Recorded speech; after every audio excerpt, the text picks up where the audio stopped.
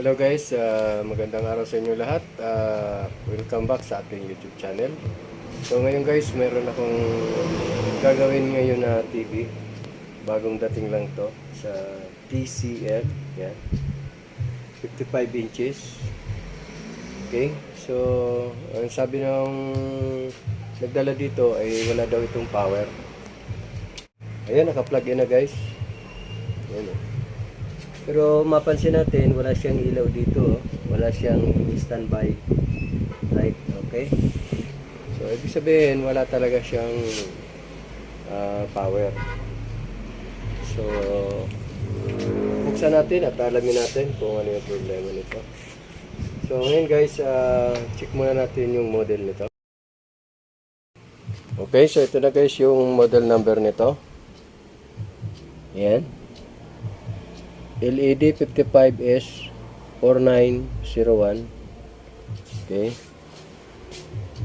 Okay. Ito yung Smart TV. So, hindi pa ito guys nabubuksan. Oh. Naka-sealed pa siya. Okay. So, ngayon guys, bubuksan na natin at para malaman natin kung ano ang problema nito sa loob. Okay guys, ito na, buksan na natin yung unit. So bali ito guys yung main board, then power supply, then ito yung source board na natatakpan ng plate. Okay. So dahil wala siyang standby light, okay, subukan muna natin mag-check dito sa power supply. Okay.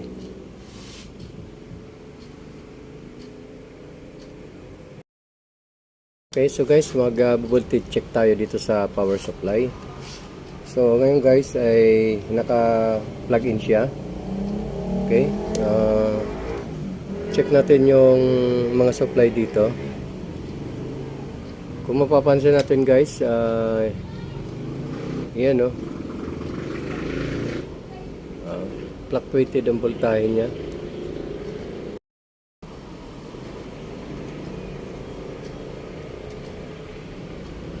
Ayan o.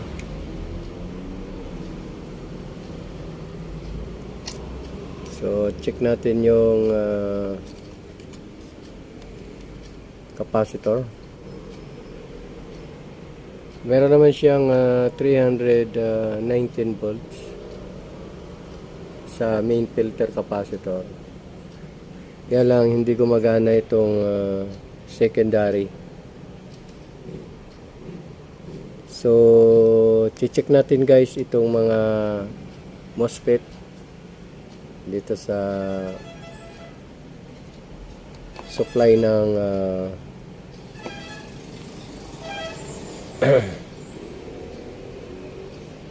okay, so check muna natin guys itong mga MOSFET. May problema yung power supply. Okay.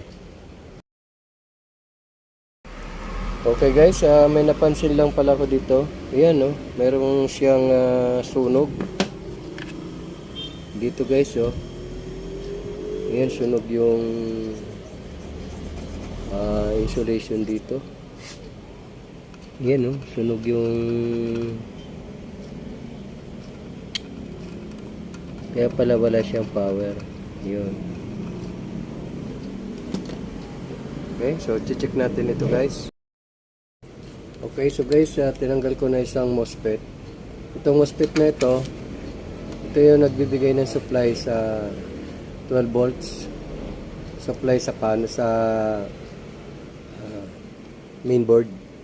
Yan, ito yung transformer.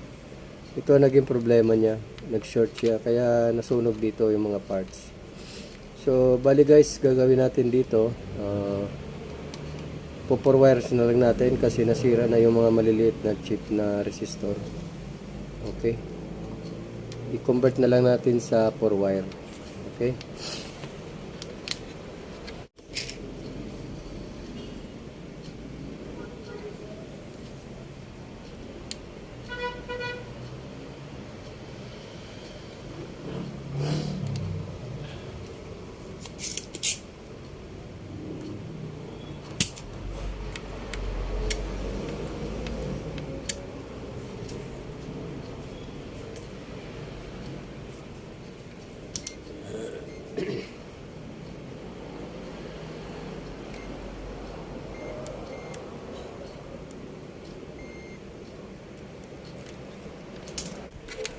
Okay, so guys, kinonvert ko guys yung supply na 12 volts sa 4 wires. Ito guys yun, no?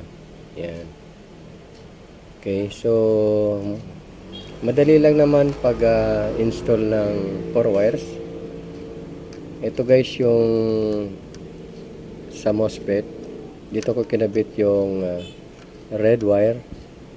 Then yung black sa negative ng capacitor, main filter capacitor. Okay. So, hindi ko na ginamit guys yung bias nitong 4 wires. Ang ginawa ko, pinadaan ko na lang dito sa yung yellow, kinabit ko dito sa autocoupler, yung number 4. Okay, tapos yung blue dito sa number 3 ko linagay. So hindi na siya ina-adjust, wala na itong function ito. So kung ano yung hinihinging supply, yun ang lalabas dito sa sa capacitor.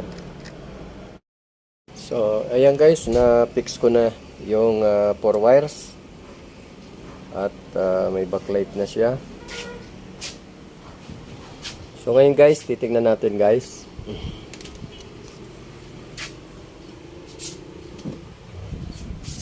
So ayan na guys, oh. Okay na siya.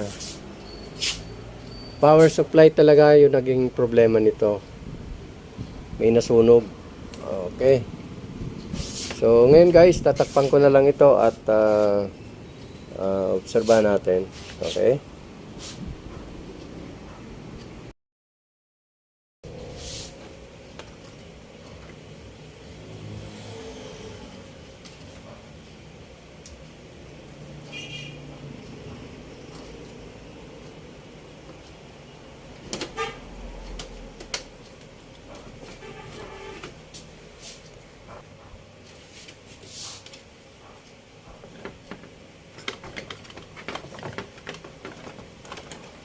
A few moments.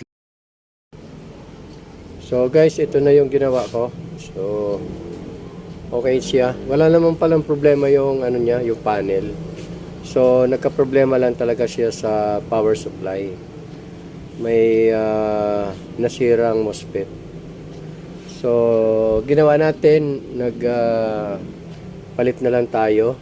Ginawa natin na 4 wires. Okay, so ito na guys, okay na siya.